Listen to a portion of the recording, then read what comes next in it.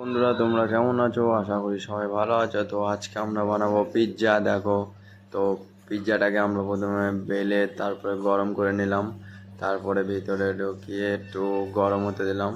তারপরে আমরা দেখবো হয়েছে নাকি। হওয়ার পরে তো এর ভিতরে টমেটো সস দেবো একটু, যেন জিনিসটা ভালো টেস্ট হয়। তো টমেটো সস দেওয়ার পর অল্প চিকেন দেবো। তো চিকেনটা দেওয়ার পরে একটুখানি আমরা সাজিয়ে দেবো। চিকেনটা সাজানো দেওয়ার পরে একটু চিজ দেবো। চিজটাকে অল্প সাইড দিয়ে দেবো, যেন জিনিসটা ভালো